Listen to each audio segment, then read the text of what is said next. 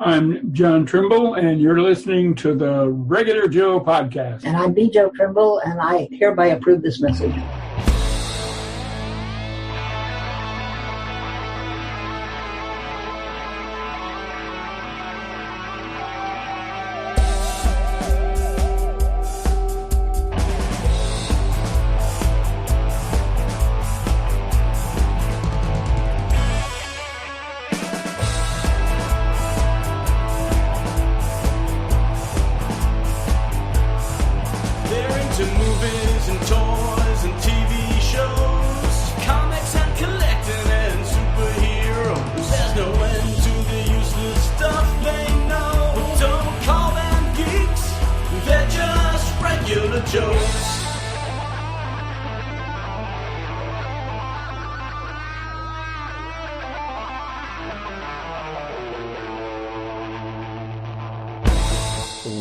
Welcome to the Regular Joe's podcast. I'm Dave Pisani. I'm Barry Kay. And I'm Todd Pleasant.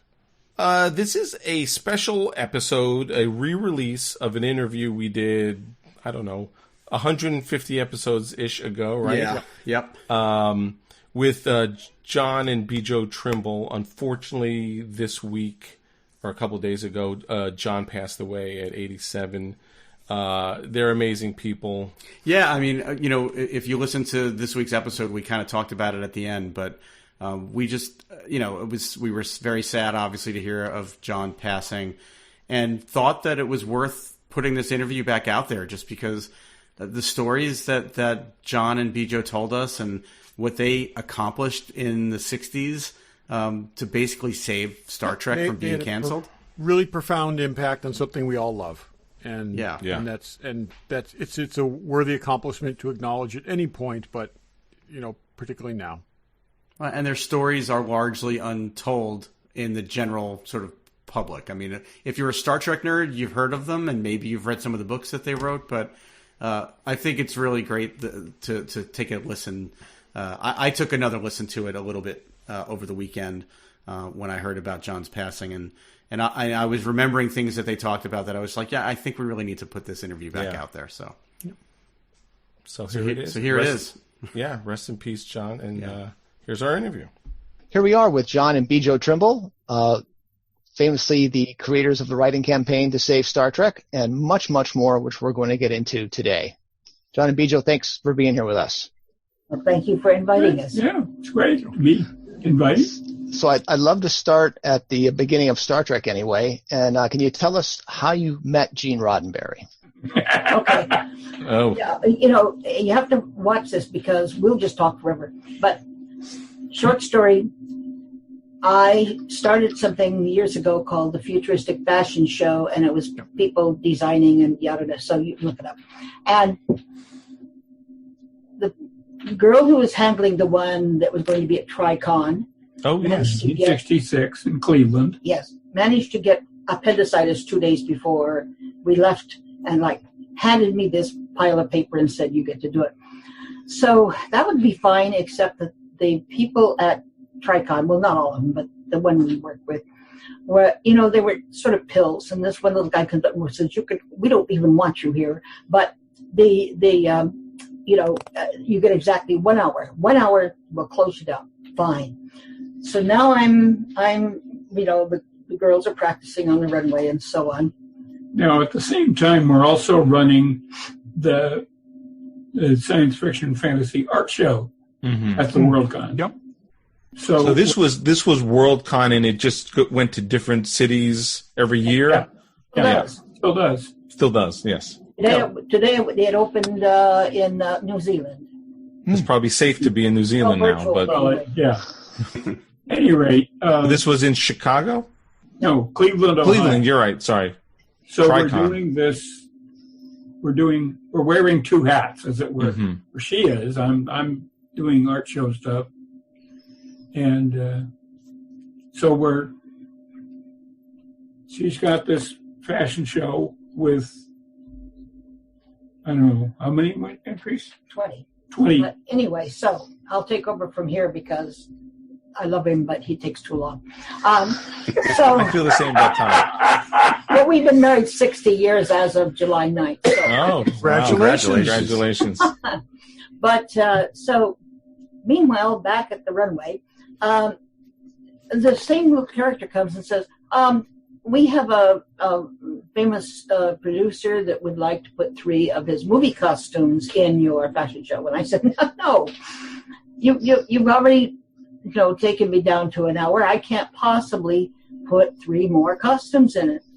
Well, we've already promised him. Well, then go unpromise him. I didn't do any promising. So he trots off, and a few minutes later, I have this deep voice say, "Are you Bjo Trimble?" And I said, "Yes." And I turned around, and I'm on a runway about 1.5 feet off the floor. I'm not very tall. But on that runway, I was just about eye to eye with this rather good-looking guy. And I thought, I don't even know who this is. And it was Gene Roddenberry. And he offered to take me for coffee. And we sat and talked. So 20 minutes later, that silver-tongued devil had talked his way into the fashion show. That was helped by the fact that he'd hired professional models, and they, seeing a holiday, job going down the drains, if I didn't let him show them, offered to help, start the show and run the show and so on backstage. And I said, sure, and it all worked out. So tell him which costumes he brought. He brought 2 costumes from iMud, which went over very well with the audience. Well, female costumes. Yeah. And there's not much to those costumes. No, there was a lot of girl there. And then the cute little cross over the front jumper suit from What Are Little Girls Made Of? The android, Sherry Jackson, right? Yep. Yeah. A lot of people don't notice this, but the big android the male was wearing exactly the same outfit, only with a shirt. No one cared, though. Wasn't that Lurch? Wasn't that the guy who played Lurch? Yeah, It might have been Lurch. Yeah. By the way, was a charming soul. We lost him many years ago, but he was a really neat person to talk to. So But, this was... anyway, so Gene said exactly the sort of thing that, if you've been around Hollywood very long, he says, well, when we get back to Hollywood, if you're ever in town, give us a call. We'll go do lunch. Yeah. My mother sewed costumes for Warner Brothers. I mean, I had heard lines like that all my life.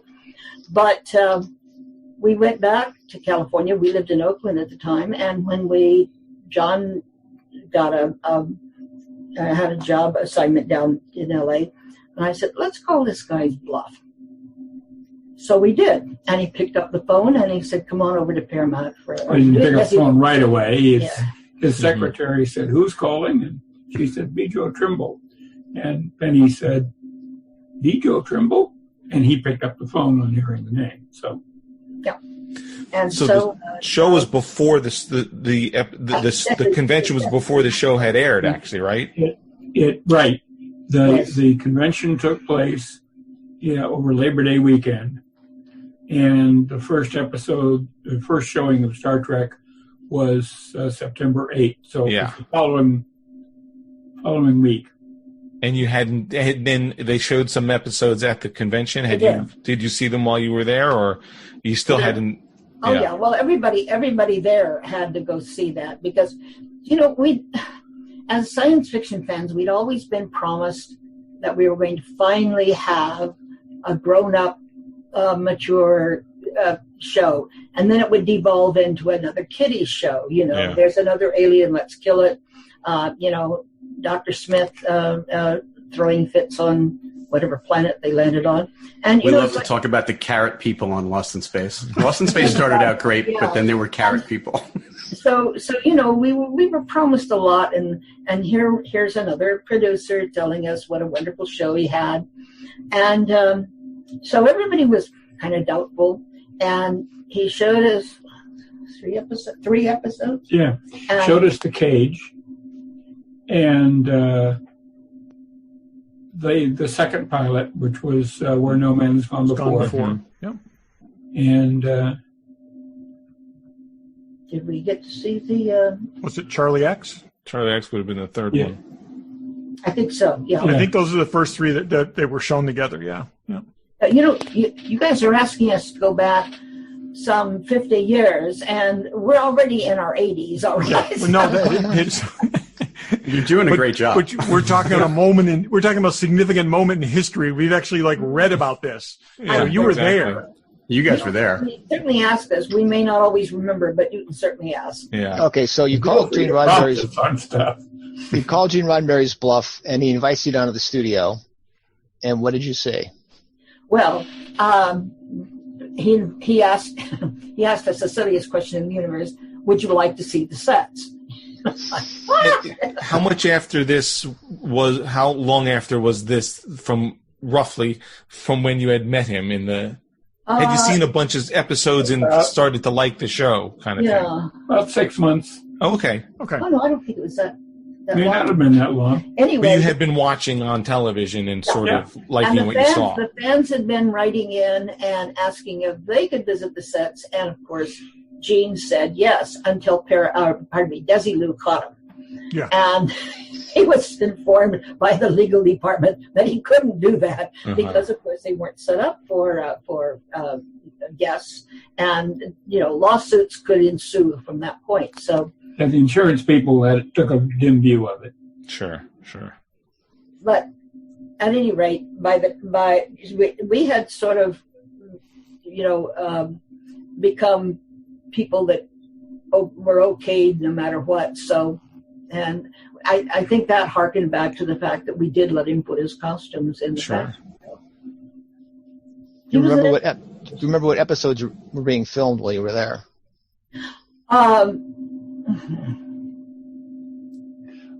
Not specifically, except for one. The one where we found out it was a second season show, where we found out that the show was going to be canceled. Well, that was much later. Oh, you were on set when you found that out? Yeah. Well, they already knew it, but it was just still a rumor, So we'd seen several episodes, parts of episodes being filmed, but this particular occasion, and let me explain, the set had always been crew and what have you, and the actors had all been very light, very friendly, a cheerful sort of thing. They'd come back off doing a scene and they'd sit in their chairs and they'd chat back and forth, and it was very all kind of an up feeling. This particular time, it was changed entirely. And it was part of the deadly years. Mm-hmm.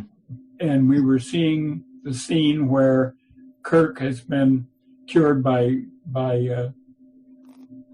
McCoy's magic pill. Yeah, McCoy's magic elixir, whatever it is. Adrenaline, yeah. And made, had their youth returned. And he jumps down off the upper part of the bridge to the lower part and grabs his back like they're still in the... Oh, yeah, I remember that, yes. Yeah. Well, we got to watch Shatner do this about a dozen times. We're not sure if the director wasn't happy with him doing it or if he was having him on. I'm sure it was the latter.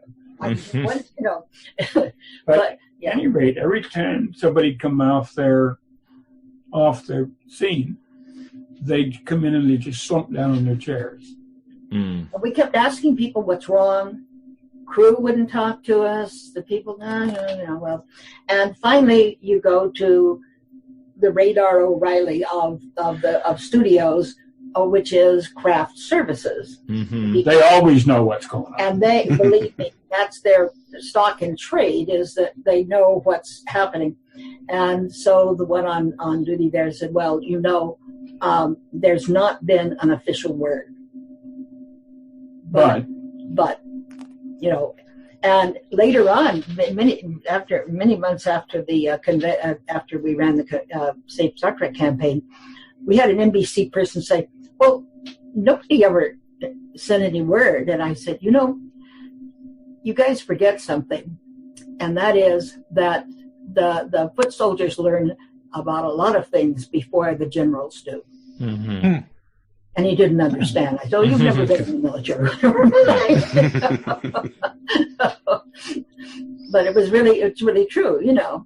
And so, yeah. Have we already segued to the, before you segue to the letter campaign, let me just jump back. So you had been on the set a number of times through the first 2 seasons. And had you been doing anything, you know, I know you wrote the concordance at some point. Was that later on? Was that during this whole process? Were you sort of involved in the show from a fan basis in any way? The first 2 episodes, seasons were pretty much in the can when I realized that we were in San Francisco at the time, that a fellow SCA member was keeping very copious notes. And she didn't plan on doing anything with them. And I asked her about that, and she said, oh, you know. And it turned out that she had a serious limitation of interest, which always bothers me with people. Because she was interested in her church, in Star Trek, in the SCA, and that was about it. And so I said, well, give me the notes. I'll fill it in. We'll see what we can do about getting something published. So the first time was a fan publication. Mm-hmm. And the reason that the last season was a separate fan publication was that we couldn't get the scripts anymore. So you were getting scripts to take notes in addition to the shows. Scripts. Oh, sure, you know. And that was all through the first couple seasons that you had visited. Yeah. How many times did you think you visited the set, roughly? Well, we couldn't guess because we lived in Oakland, and whenever John was going down there to LA, then of course we would call Gene and go on the set. And after a while, you know, it would be sending us on over to the set and just walk in and say hi. Mm-hmm. But, and we found that almost everybody was very friendly to us too. Mm-hmm. So Gene didn't have you there in any kind of official capacity. It was more just guest of Gene and hanging out on the set? More guests of Gene, and we both knew how to behave on the set. Yeah, you know, you don't stand around and shuffle your feet because there's enough grit on the floor that, you know, and that sounds like thunder on a mic. So it's like anything else. If you act like you belong and you know how to carry yourself. Exactly. Yeah, no, that's great. Yeah, and we don't go over and hit the crafts table either. That's the other. That's rookie. That's a rookie mistake. Yeah. So, but we found that the first actor we actually talked to was DeForest Kelley, and it turns out that since he and his wife Caroline didn't have any children, they had pets, and so immediately the wallet comes out, and we get to see all the dogs and the turtles and any number of other creatures. I don't think he had pictures of the fish, but other than that, but it was and because we had pets, then we had something to talk about. Mm-hmm. There's something very special. But, yeah. So the fan concordance was done in sort of after the second season while you were doing the whole letter writing scenario. To a degree, yeah. So, go ahead, Brian. I was going to say, tell us about the letter writing campaign and how. So you hear at the end of the second season they might be canceled, and a light bulb goes on. So all of that is John's fault. We left the studio after finding this out, and we're driving back to Oakland from LA, and Interstate 5 didn't exist yet. So we're going up the Central Valley, and we're over on the highway that goes up between 99 and 101. I can't remember the number on it. But we're on that highway, and we're talking about the whole thing and saying how how sad it was that people felt so bad and so on. And then John says I said, it's a shame it's going to be canceled. It seems to me that there ought to be something we could do about that. Oh, boy. Now, I should have known better than to say that to her. Famous last words. I said, yes. Well, I had no idea what we could do, but, and We so spent the rest of the trip noodling out what to do. there was not any precedent for us to ask. We even asked, the big letter writing company in Hollywood. But anyway, I asked them, and they said they didn't know of any. So we had no template to work from. So we worked out one of our own. I went around to secretaries both on studio and off and asked them, what is it about a letter that makes you either ground file it or file it under nut or answer it yourself or make sure your boss sees it? And I wrote all of those up and, things to do. Yeah. Points to make. And don't spend 18 pages telling everybody how much you love Spock. Just, if you can't put it on one page, then, you need to rethink your letter writing. And for heaven's sake, do not do it in purple perfumed ink on yellow lined paper. And, things like this, which seemed not now today perfectly rational things, but in those days there wasn't any. Type the letter as you possibly can. Yeah. And mail it in a business envelope. Yeah. This is what people will tell you today you should do to successfully contact your congressperson. Yeah. That they totally ignore form letters. They want to see something short, concise, to the point, and clearly from you. And I've been part of letter writing campaigns for a lot of political things over the years, and they send us guidelines, just like you're talking about, where mention this point, but put it in your own words and put a stamp on it. Well, I would hope that was our set of letter writing things. Yeah. When this letter writing campaign, which was not going to succeed, everybody told us that. When it did succeed, everybody wanted to know what we'd done, and the letter writing part of it was we would ask people to write a letter, making these points, and send in their letter, and then copy all this information we'd sent them, and send it to 10 friends, and ask each of them to write a letter, and copy the information and send it to 10 friends. So on. You invented the pyramid scheme, is what you're saying. Well, no, actually, that was Kanzai invented that, but the thing is that people, we discovered some people who didn't write their letter were so guilt-ridden that they would ask 20 people. Wow.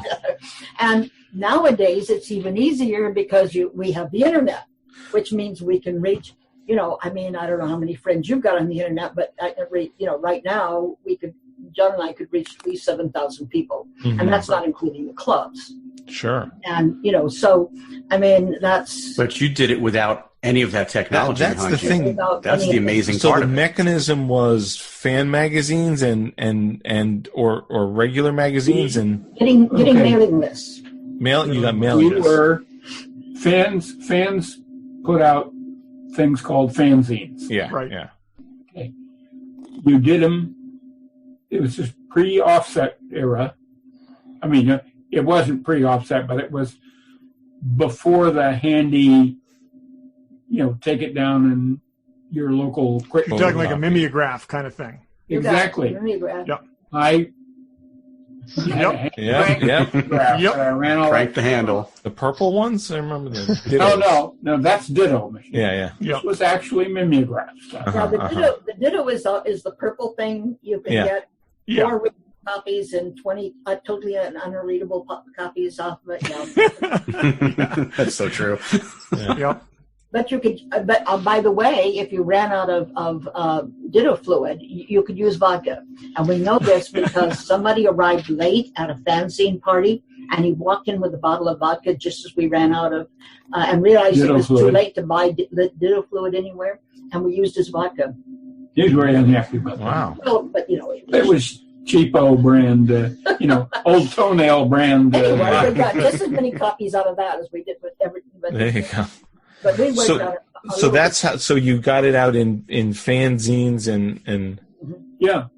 Well, we knew it was going to be a little dicey to try to get it only in fanzines because, frankly, fans have somewhat erratic publishing schedules. Sure. So we essentially mailed out all this stuff. We'd have mailing parties where people would come over and they'd collate letters and fold them and put them in envelopes, and we burned up 3 little electrical folding machines before until we discovered fan labor and put them to work at it. Yeah, crowdsourcing. Yes. Now, our kids went around collating stuff, for the things we were sending out, and for years afterwards, if we're going to throw a party, when we invited people to a party, they'd say, "Is this a real party or a work party?" Well, that's great. So I have a question. The number of letters is is reported all different numbers. Have you ever gotten any sort of official number in terms of letters they received? Here's the thing. Even in those days, even big companies sent all of their computing stuff out to an outside company. And so no matter what NBC said, they actually were not counting their mail. Okay. Now, a young man from the computer company, that was hired by NBC to do that. Yep. That he came out and told Gene Roddenberry that they had processed 1 million letters. Now, did they, or was he angling for a job, or what? We'll never know. We don't know.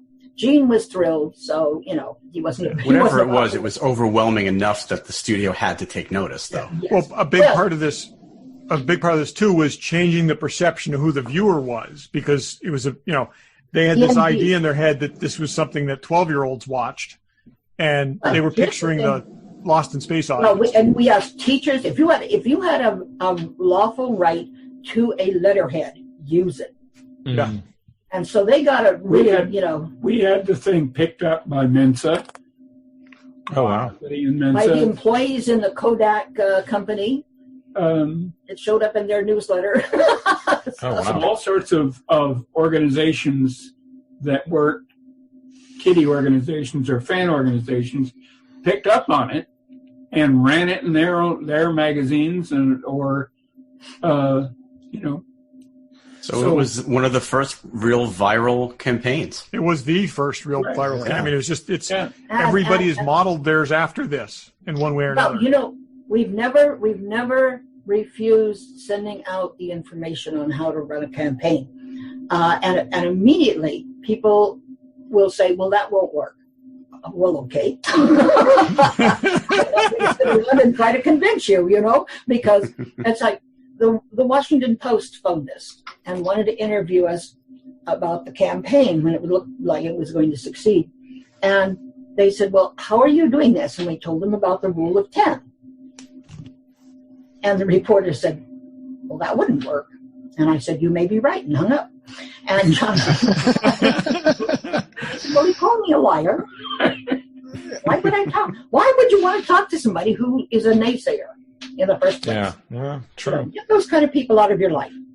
But the proof was in the pudding. It did work. So can you talk? I'm sorry. Can you talk a little bit about Gene Roddenberry's double secret involvement in the letter writing campaign? Yeah. Well, okay. We told Gene he couldn't get involved because NBC would blame him. They did anyway, but I mean, at least they wouldn't have proof, right? He couldn't get involved. He couldn't, even give us money. We got most of our funding from the fans.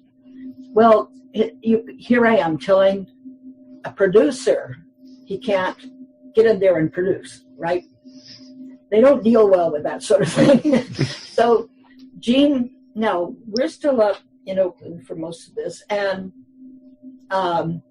so a bunch of guys over at UCLA Caltech. Caltech. Pardon me. Duh. Well, and some from UCLA as well. And put together a march on NBC Burbank. Oh wow! And it was absolutely not hostile at all. Everybody was just there. They were having fun. They were waving big signs, but that was it. Well, this mysterious stranger in black leathers on a motorcycle appeared, and nobody was supposed to know it was Gene. And he had got himself involved, of course, and everybody gladly greeted him. But yeah, these kind of things. Is that what you meant? Yes. well, he toward the end of it. Now we moved back to Southern California, partway through this whole thing, and toward the last push of mailings. A Greenblatt's catering truck pulls up out front, and the guy comes in and says, "Are you John and Bjo Trimble?" And we said yes, and he said, "Here, I've got a whole catered lunch for our crew." And I don't know where they found out how many people we had in the house, but it adequately fed 25 people. Oh wow! So, and we asked, but of course they couldn't tell us who had said it. Well, Right. Who said it. For But So once it was all said and done, and the show got renewed, exactly. I'm assuming you guys. One of the crazy things about this, later we met an NBC official, and he said, "Well, we never got more than 50,000 letters." Which was supposed to be a big put down. And I said, "Wow, do you know that if we can change an entire network's mind with only 50,000 letters, think how powerful we really are." Yeah. Which wasn't what he wanted to hear at all. Well, that was the question I was going to ask. Was once it was all said and done and the show was renewed, what was the I mean, I'm assuming you'd been back to the set after that. So what was sort of the cast and crew and studio reaction? Oh, actually, we didn't get to go back to the set after that, because they kicked Gene upstairs to executive producer. It didn't mean in those days what it means these days. And they put in Fred Freiberger. Fred Freiberger as producer, and they the script writer was Arthur Singer was the script supervisor. he arrives into his office with the shirt open, practically to the belly button, all these gold chains, and and the first thing he does is call me Chickie. Oh boy. Yeah. Like, how would you like to have your throat? We looked at this crew and we thought, oh shit. It's this is going to be the nail in the coffin. Well, Freiberger had actually not seen much of Star Trek, if anything, and he watched some shows and he said, "All right, this is a drama. There'll be no more humor, no more comedy." And it was like, wait a minute. Balance was one of the things about Star Trek, So, but one important thing too that we need to add for the campaign. One of the secretaries said, "Well, if you're going to push for something, hit him in the pocketbook." And I went, "Whoa, what are we talking about?" And she said, "Well, for a TV network, they work on sponsors." Oh, yay! And so we would send out lists of the sponsors to people to contact. And that worked better than you would believe, because they began phoning their local station as well as NBC, saying, "Why are we paying for some time here? And people are unhappy with us." Yeah, that's a huge reaction. And then NBC phoned us and said, "Would you stop telling people that?" And we thought, "Wait, gotcha." Yeah. So How long did the whole process take? I mean, I know there's not a lot of time between seasons, No, but we didn't have any time at all. It was probably 3 about 4 months. 3 or 4 months. Yeah. Yeah. and We have- especially in the days of no internet and just all through no the mail. internet, it's Yeah, all on obviously. typewriters and mimeograph machines. Yeah. When we talk about this at conventions, say it's all done with mimeograph on typewriters and mimeograph machines. Google those. Yeah, You get a lot of blank stares. yeah, exactly. And people don't believe that we really did it. I don't know how they thought the whole thing happened, but Yeah. We used the same campaign, same basic campaign to get the first shuttle named Enterprise. Oh, that's true. That was going to be Yes. something I was going to ask you that about. was kind of Because shoved off on us. So Yeah. we didn't start that way. Yeah. Just for our listeners, and just if you don't realize, and if you're a fan of Star Trek, and if you're not a fan of Star Trek, you shouldn't be listening. They made 2 seasons of Star Trek. Most shows do not go into syndication That's correct. unless there's at least 3 seasons. They need enough Right. shows. In this instance, there were 79 shows. Yeah. Had the Trimbles not done this, Star Trek as we know it today, with a dozen series and Would not 20 be what we movies, know it. and would not be exist. obscure. It would have died a 2-season show. It would it would have be just lost to It'd time be like so many other shows from Lancelot the 60s. Link's Secret Chimp is what it would Yeah. be. No one's ever heard of that. If Yeah. we're lucky, it would have been Time Tunnel. It would have been something that people fondly it remember. shows but up not on that many TV people. Land or something like Right. that, but no Yeah. other. Yeah, no, I totally. So I mean, this is why when Brian mentioned you guys a couple of weeks ago, we were like, these are our heroes. I mean, he kind of name dropped the two of you, and it was like, Like, wait a Really? second, what? He sent a picture while we were. Where was it? you know them? Like, how are you just? How is this I possible? literally wrote a term paper about this in a TV journalism class in college. Yeah. So Oh gosh, I'd like to read it. I wish I still had it. yeah. But no, like Barry Todd's Collins saying, was a long like time when ago, he but- told us that he knew you guys, we were like, wait a minute, those guys are like rock stars. So we really wanted to meet you guys. Well, and we did it so badly because we didn't get anything from Paramount. Yeah. And now, if we got 1% of 1%, Oh yeah. Right. Yeah. A but piece of the action. A very small piece of the action. Would have been Exactly. It's a good episode. oh well, but But you have our undying gratitude, and it's one of these things that a lot of people try a lot of things in their lifetime and are remembered for good and bad things. This is an amazing accomplishment that you did, and generations have been the recipient of what you accomplished. It's just For sure. It's phenomenal. For sure. So Well, and you mentioned the space shuttle, and so I was a little too young to watch Star Trek in its first incarnation. I mean, I wasn't even born when it aired, but I was the right age when the space shuttle program came along, and when they named it Enterprise, and I remember watching it on TV when the whole cast and the whole crew were there, and as a 9-year-old kid who was into Star Trek, that was everything. So even if you didn't initiate that one, the fact that you guys saw that one through to the end, that as a 9-year-old, that made my life that year when they named that ship I'm Enterprise. so glad. Well, they didn't know what to do with us because we weren't considered VIPs. And so they were trying to figure out at the big reception the night before out at Edwards. P.S. guys, the TrImbles were there for that. yeah. Enterprise rollout. okay. The crew, yeah. Well, yeah. John wasn't, but I was. Okay. He had to work. But I got out on the auspices of Jerry Purnell and Larry Niven, whom we know. Oh yes. Yep. And where they were outraged that we'd not been invited, and so they got us invited. So then they took me out since John had to work, and so at the party they were going around like, "Who's she? What is she doing here?" And only a few people knew who in the world we were.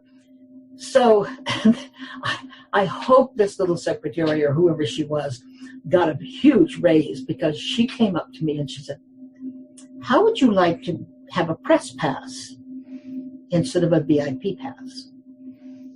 And a couple of our newspaper people that we know said, take the press pass, we get more booze. Oh, that's great. So I took the press pass, and I had a ball. We were practically under the wing vein when they pulled that thing out, and it was wonderful. I wasn't in any of the fancy pictures. It wasn't necessary for me to be there, but I knew I was there, and now you know. Yeah. And the press pass carried forward. Oh, yes. Because it got us into over to JPL to see the Jupiter and Saturn flybys. Oh my God, You're that's wrong. fantastic. Oh, wow. Oh, wow. And since we were, again, in the press room, which was right off in those days in the lobby coming in, Yep. and the guests would sometimes come in and wander around and meet us and so on. And we got to meet Dr. Tombaugh. Clyde Tombaugh, the discoverer of Pluto. Yeah. Mm-hmm. And he was wonderful. I went down, I phoned Vroman's bookstore in Pasadena and said, do you have his book? They said, yes. I said, how many copies? And they told me, and I said, hold them all. I'll be right down. And I went down, and he autographed them, and again, see, now, if I knew how to do this, I'd be rich. But did I charge extra? No, I just said, this is what the book cost. Yeah. Throw in $1 for the gas. And that was it. But, yeah, so we still have our autographed copy of that book. Oh, that's Bjo, terrific. you were also in Star Trek: The Motion Picture, if I I recall. was just going to go to Yes. what happened after Yes. Again, Star Trek. John had to work. His boss was really a... Never mind. And, yeah, well, I wasn't going to say anything. Anyway, so, but yes. And the reason for that was the director. Because he said, we kept talking about 430 people or so and you don't see any of them. You just see a few people walking up and down the passageway. Well, That's all they could afford. yeah. And so he said, I want to see more people. And they had this gathering of the crew, so that Kirk could explain the Megillah from outer space, that they had to go. Who's going to eat the universe? They had to go chase down. Feature. And so about 150 of us, because you're allowed in those days to go on the street and find people who fit a type. So Bjo gets a call from the Star Trek offices, and they say, do you know anybody who'd like to be in the motion picture? And she says, is this a trick question? Do you know anyone who wouldn't like to be? And they said, don't ask anybody out of state, because Gene didn't want to disappoint people. And we're not going to automatically, we can't, because the extra skilled won't let us, but we can't just automatically, cast someone. In those days, there was both the Screen Actors Guild and the Screen Extras Guild. Yes. Yep. They're now one combined guild. But Gene had gotten an okay from the Extras Guild that if he hired X number of extras, he could go on the street for the rest of the people. Mm-hmm. So that's what happened. And of course, people told their friends from out of state, and of course they flew in. I mean, first they're fans, come on. And so, but it was, they had set up some bleachers in a large studio and soundstage, and it was a cattle call. They were calling down about 20 people at a time, and the makeup person and the costumer and a couple of other people and Robert Wise, of course, would walk down the row, and it was just like real Hollywood. You had no recourse on the decision. It would be yes, yes, no, yes, no, yes, yes, and now instead of going home as the extras would do, all of the fans who didn't got cast went back up to the bleachers to see who else got in and to cheer them on. Oh, I thought you said they went to go back through the thing again. Get back in line. That's nicer. What you said is nicer. No, it didn't work that way. But the people on, doing all of this were looking up going, what is happening? Who are these people? But they sent Gene out for dinner with someone important so that he couldn't be there because they knew he would say, well, I know this person doesn't fit the body part or the whatever, but, he's just been such a great fan, and they just didn't want to deal with that. So, but John and I would have been, as many of the people from Gene's office and so on, would have been automatically put in. However, if you've seen, well, you don't see me. I'm not the person in the front row. I know there's a little short, in those days, brown-haired lady, and she's holding the hand of the little Vulcan in the white uniform. That is Mrs. Robert Wise. Oh, okay. Little Vulcan is JoAnn Christie, and now JoAnn Nolan. And she called me the morning, in the morning. We were supposed to be there at 6. And she said, I can't do this. I can't. I said, do you know how many fans will throttle you on site if you pass up a chance to be in the movie? And they'll know because I'm going to tell them I'll be here. So she came and she was so frightened and Mrs. Robert Wise held her hand and told her it wasn't frightening. And there she is in the front row. Wow. Now, you can find, pardon me, we have so much going on in some house remodeling stuff. Yeah, it's very dusty. Anyway, where was I? We can say there's a picture of you and Shatner. I see in the online. If you're looking at the whole group that's facing Shatner, and divide it in half and go to your right just a little bit. You're right. Yeah. Yeah. You're right looking at it. So it's. I had that same thing when I was in the military. Fortunately, the Navy didn't do a lot of marching. But anyway, I am about a quarter of the space, of the space in, and most of the way in back. And I am, you can just barely see me. I'm in a white uniform.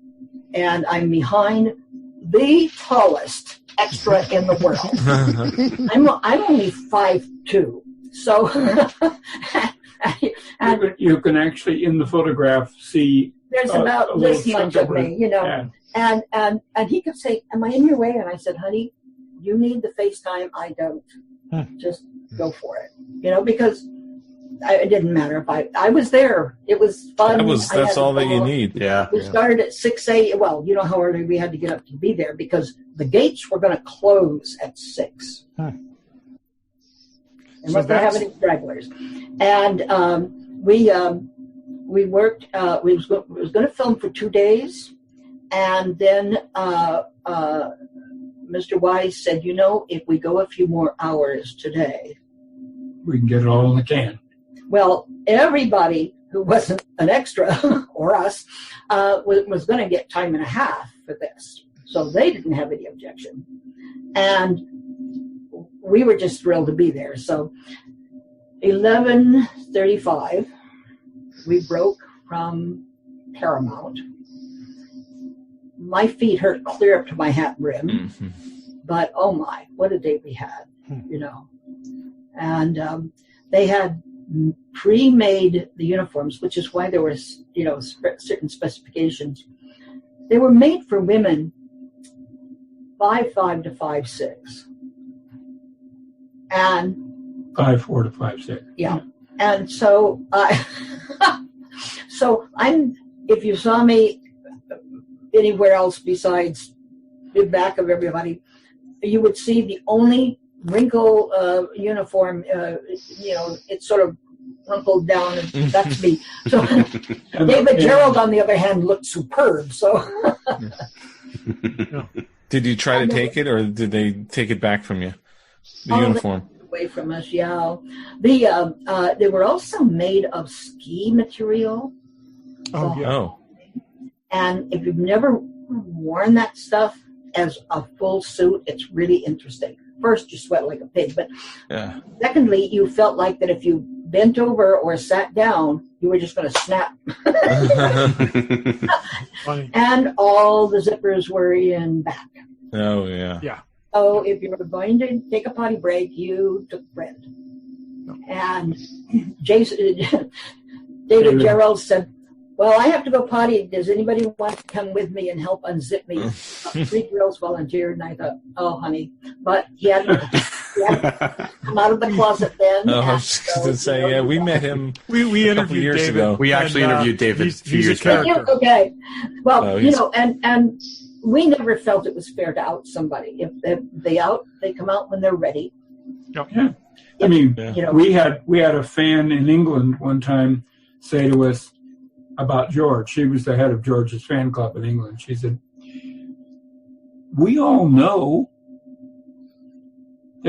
we said, honey, he'll come out when he's ready to. Yeah, exactly. A very different time.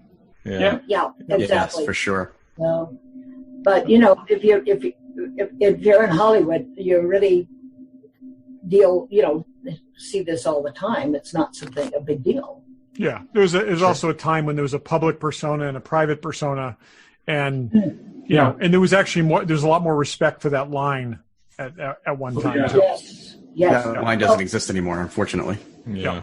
Yeah. Well, it's like George just never felt there was a need to come out until there was so many anti-gay things going on that felt that his name as a celebrity would make a difference in speaking up, and it sure did. Yeah, And it did, absolutely. and it does, and it did. And my son's gay, and I'm very glad he was able to grow up in a very different world. Yeah. And you know, it's we're very fortunate. Time has changed, and times have changed. And but like I said, it is people like George, and they're coming out when they did. They made that world possible. So I'm going to switch gears just a little, but to later Star Trek. So, you guys basically invented or allowed for everything post the original series. Do you guys have things that you didn't like? favorites? Fans of all of it or not all of it? Or? Well, I really like Deep Space Nine. Mm-hmm. I know that's very controversial. Not with me. That is because Gene's at that time personal assistant was just a Snarky asshole. Good. Okay. Here I was trying to figure a nice way to say that, but he said You don't have to do that on our show. No. Tell the truth. This is and he told all of fandom every chance he got that Gene hated Deep Space Nine, didn't like the concept at all. Well, Gene was not only still alive when it was pitched in the first place, but he was in his right mind. He was, and a sensible person. He knew what was happening. And what he said about that was, things change. Yeah. And Star Trek is changing. And we have to just accept that.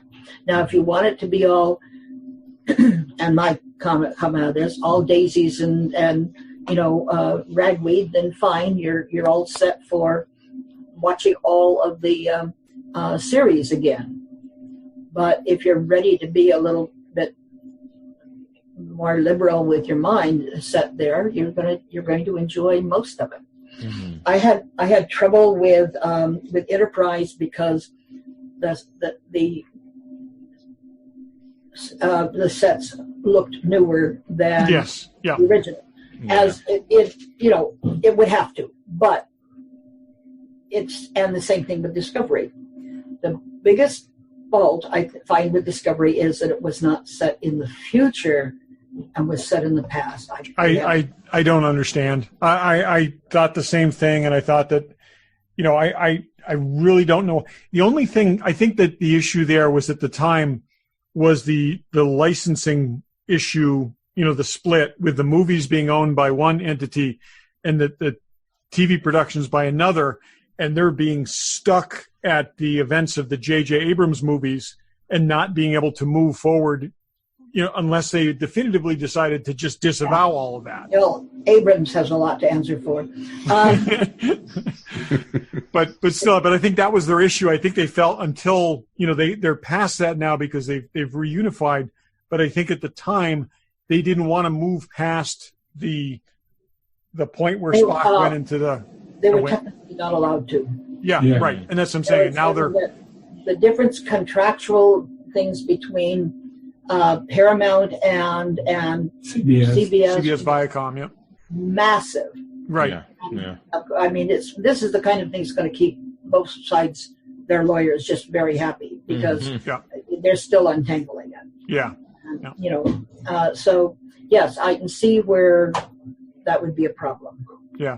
I actually read an extensive thing about how Spock was legally owned by both.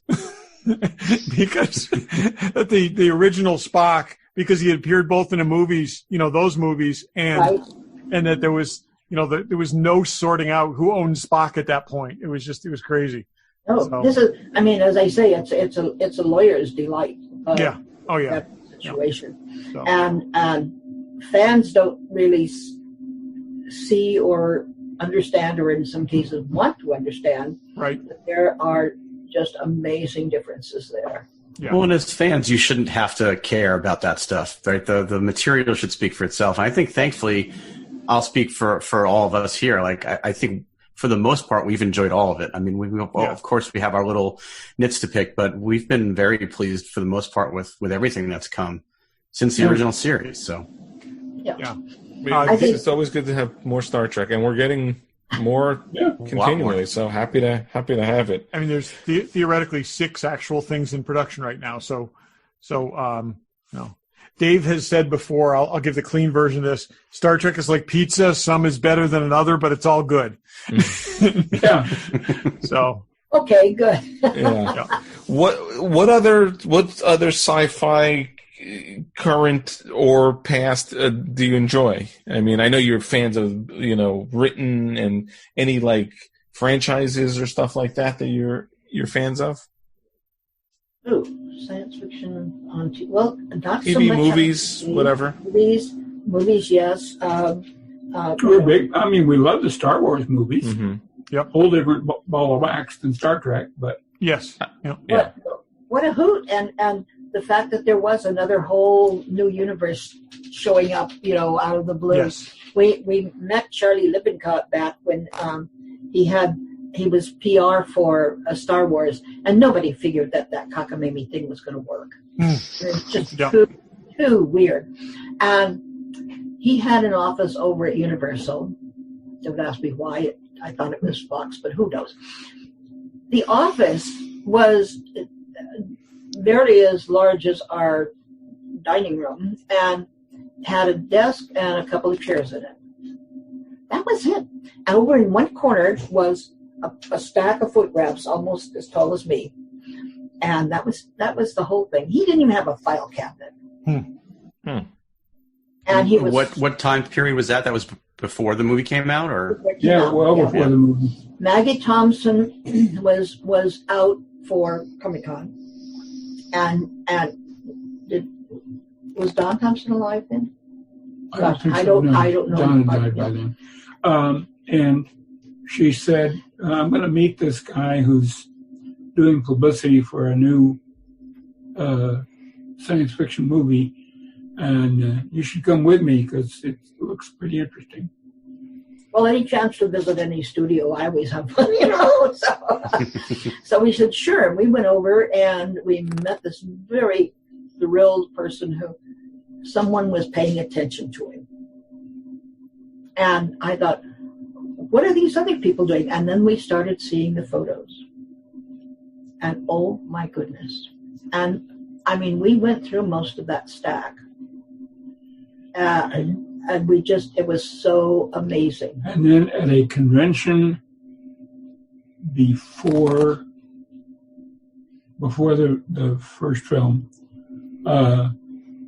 was released, they had models and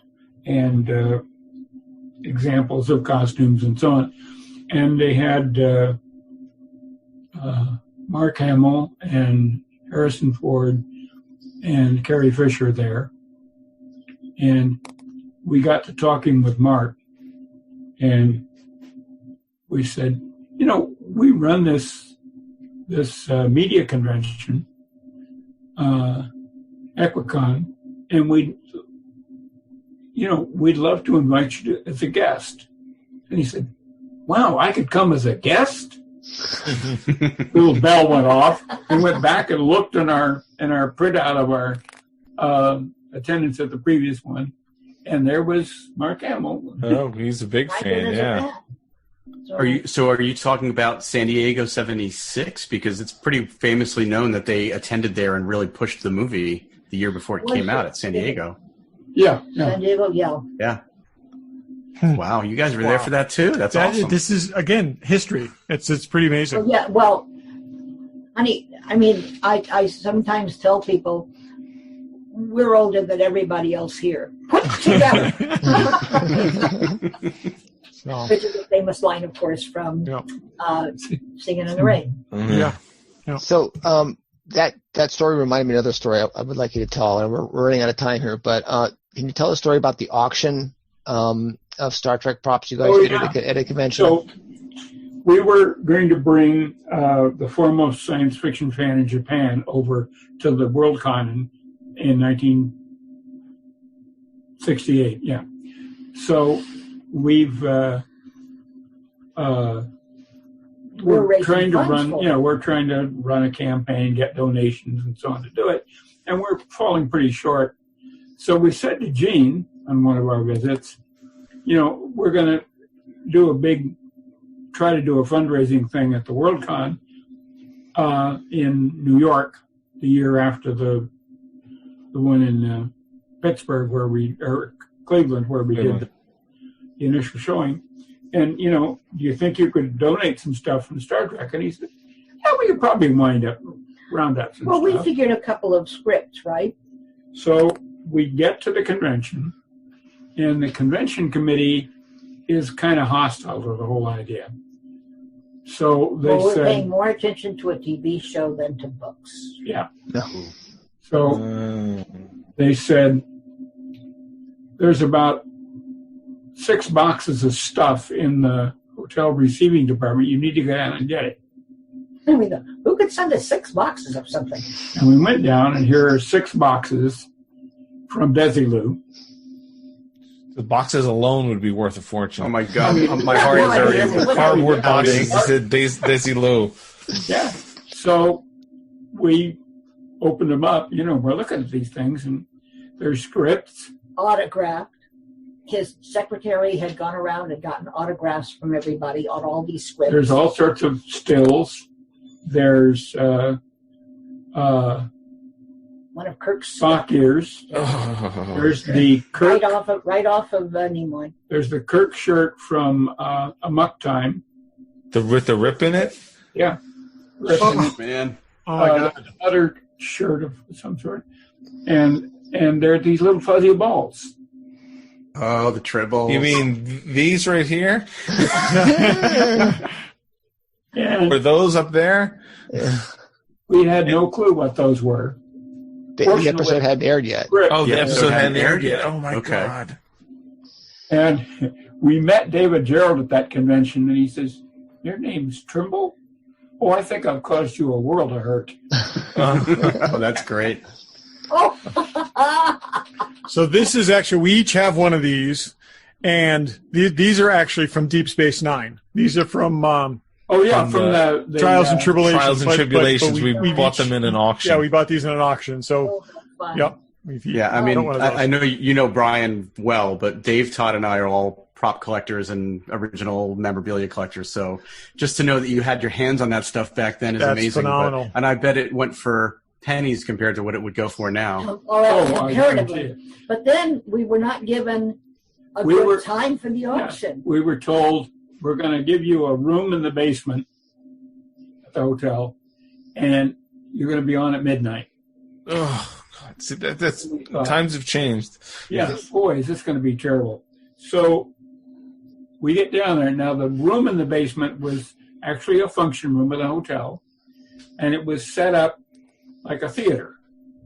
There's a stage, and there's rows of seats going up theater style. And we figured, okay, well, if we get a couple dozen people there, we can probably... We didn't figure we'd take all of the stuff out of all of the boxes. Obviously, we're not going to have enough people to bother with that. So the room kept filling up. The room was absolutely crammed. There were people sitting on the steps. There were people leaning against walls and so on. They were filling the entire apron in front of the stage. Mm-hmm. It was like a sea of eager fans. It was like, okay, I wonder if they can come through with enough money to get us this van over from Japan. And the auction started, and it was insatiable. It was absolutely amazing. And we had wonderful things happen. Gene had sent the original treatment he'd done to sell the show. One of about 14 of them, by the way. But we didn't know that. And so I held it up and I said, okay, here's, the original treatment to sell the show to the network. What am I offered? And somebody jumped up and said, wait, that should go to the Smithsonian. And he said, well, okay, but we're trying to raise money for the... I want everybody, he gets a hat, and he says, I want everybody to put money on this hat. And he said, we'll use that money to send it to the Smithsonian. We got, I think, probably $300 in that hat. It was more than that. It may have been more than that. But yeah.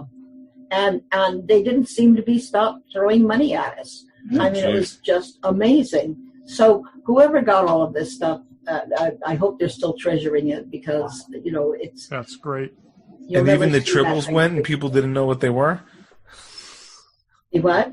People didn't know what the TrImbles were, but they bought them anyway. But since we threw in a script with it, they okay. were willing to take a chance. Wow, that is terrific.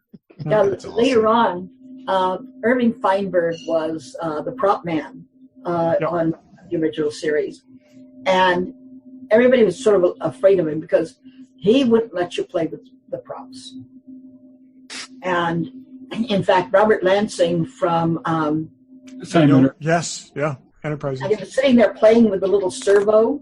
Yep. And Irving walked up and grabbed it out of his hand and played with this and walked up. And Robert Lansing said, can he do that? And everybody goes, yeah, he can. Yeah. So Irving gave me 3 real TrImbles. That's great. And I tried to walk off the stage with it. And everybody said, Irving's going to get you. Don't. You need to put those back. And I finally went back and I said, will you write me a note that says I can take these off stage? So, yeah. And the reason you can tell TrImbles that are handmade, and David had his people make them this way. David was smart. He went to Paramount right away and got the rights to sell TrImbles. Okay. And so he licensed TrImbles, and with the result that he could legally sell TrImbles. He ran a mail order business with employing a couple of fans to run it for him that essentially supported him while he was breaking into the science fiction field at large. Oh, wow. Yeah, paid for his house.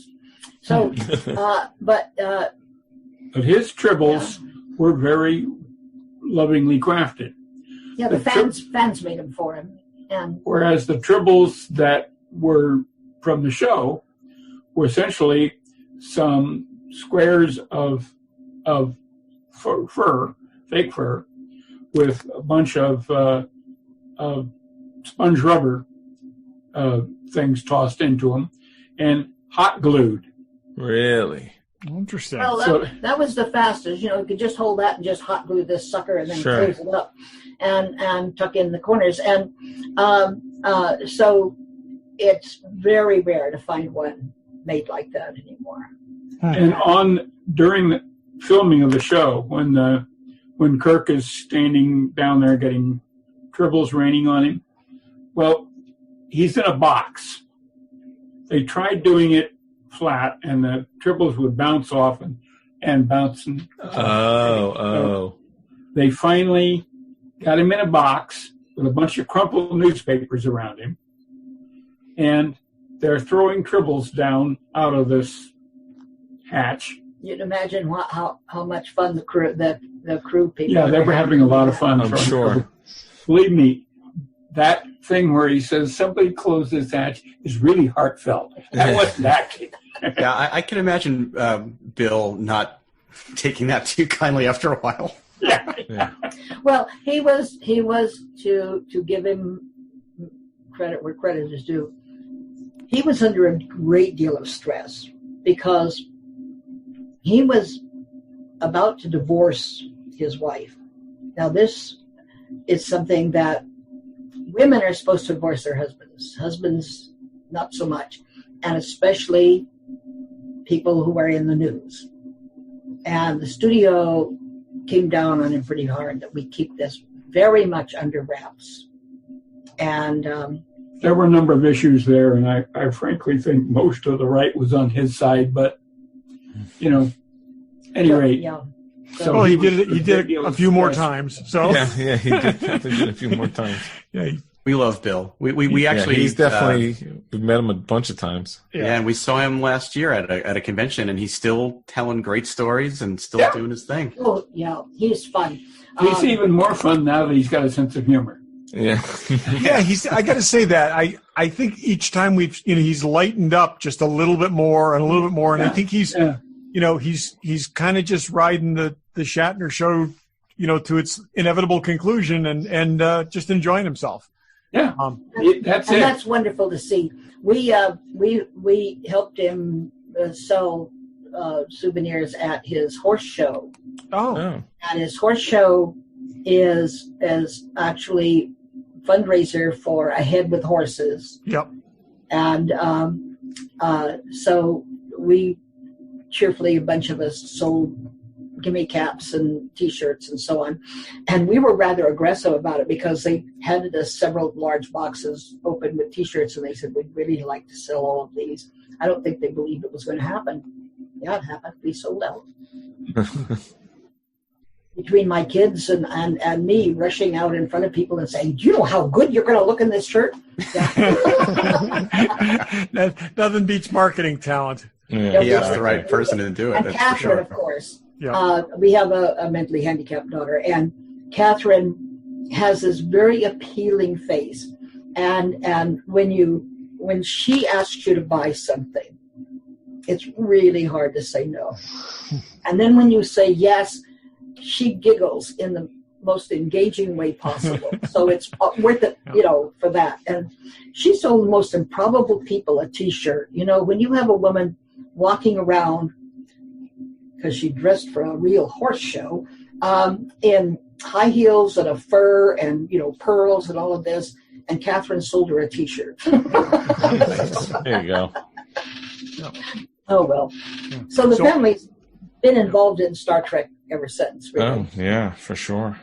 So I have a thank you for you that's 45 years overdue. Okay.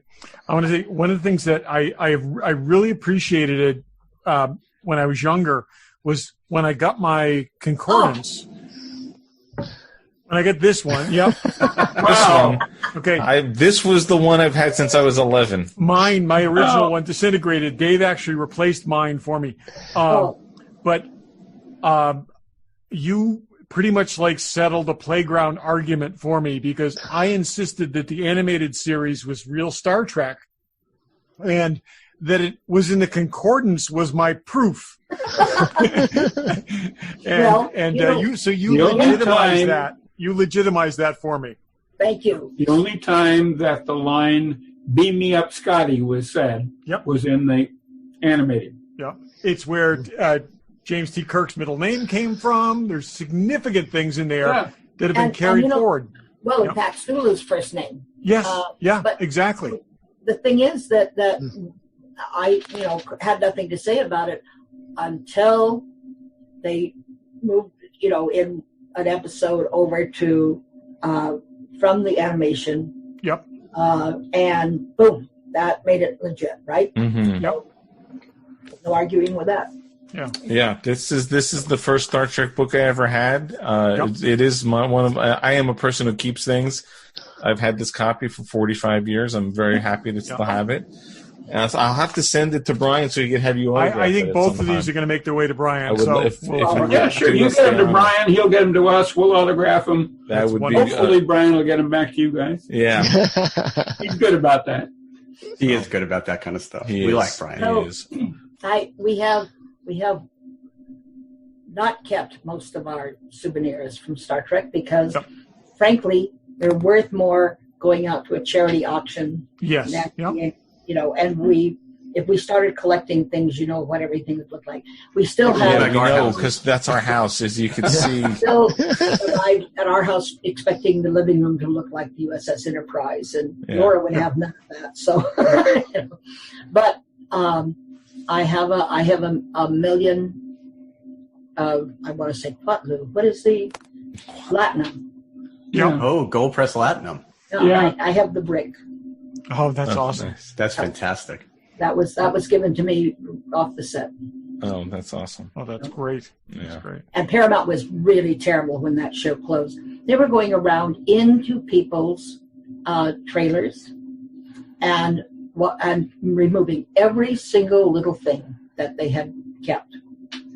Chase got very sneaky and went out and walked off the set and off the lot from the side gate with the box full of her goodies and put them in a friend's car. But nobody else knew to do that until they found out. It's so interesting how that pendulum would swing, because there's so many people that, like, from the next generation grabbed great stuff out of a dumpster, okay? And then by the time that Deep Space Nine happened, everything was locked down like it was gold. Richard Arnold wouldn't walk across the lot with me because I'm a firm dumpster diver, but I have been forbidden to do that, so I would get him to do it. Yeah. And since he was very prissy, that really upset him a whole lot. But he knew I was going to keep at him until he did it. So I'm sure you guys have heard this kind of a famous story, but Ron Moore took all of the ships out of Picard's, the ships from the briefing room. Picard's ready room, and then when they went to make the movie, they asked him if they could borrow them because when they made the final episode, when they made he pulled those out of a dumpster. Yeah, he rented them back to them. If it hits the dumpster, as far as I'm concerned, it's not yours anymore. Yeah. That's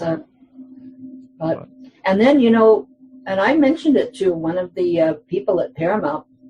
If you wanted to auction off the entire set of Deep Space Nine, you could pay for another burn unit in hospital. Yeah. And they said, we can't be bothered.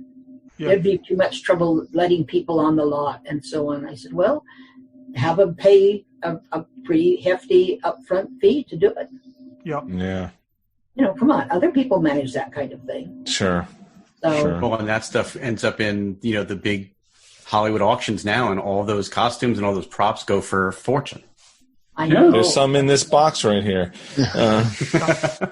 It is one of those things where it was like, I don't think they were ever comfortable. Paramount was ever super comfortable with Star Trek. I think that there was management that never understood it, and it wasn't where it was an oddity to them, and so through the corporate offices they never fully appreciated what they had. Also, Gene was such a loose cannon. He really was, and because even in the early concept of this was that the division wasn't down the middle on men and female women aboard the ship. It was very much closer to a quarter women and 3/4 men, because, as he said, that many women could certainly service all the males aboard the ship, and everybody's going, ah! And I think, I think that half the time he said these things just to pull chains. Yeah. Well, you guys knew him. We've only read about him, and We've only heard the stories. So we've done our fair share. I mean, the three of us a couple of years back did the full 50th anniversary audiobook series, which was like 20-something hours, Todd? 60. It was like 50 hours. Yeah. Oh, 50 hours. We listened to every minute of it. So like we've had our 50-year mission lessons. that was we listened to the audiobook version of that, which is you are mentioned prominently. Yes, but I mean he was an infamous character. Who wrote This is Edward Gross and Mark Altman. So this is 2 volumes. That's 2 volumes on the 50th anniversary. I've never seen the book. We recommend it to anybody who, the book is good, the audiobook is really good, and there's an enormous amount of information there. So Mark Cushman has always sent us his books when he comes. Which are fantastic. Brian turned us on to those, and I let myself read it basically a chapter a night, and so I'm not sucking it up too fast. And they're fantastic. The voluminous amount of pages God, this it's guy the writes detail, is and just it's ridiculous. Yeah. he's prolific. And it's one of these things sure. where I have been a fan since I was, I remember watching the 3rd season first run. Okay. I'm of that age, and I've been a fan my entire life. I learn new things every page I turn in those Cushman books. So, really, really great. Yeah. So. Yeah. Well, we cannot thank you enough for coming on the show, and we could certainly do this thank you for inviting us. It's an honor to meet you guys who have It really touched our lives so broadly. To my son, who's a Star Trek fan, and we have you in part to thank for that. So we can certainly not thank you enough. Yeah. Well, thank you very much. We do appreciate that.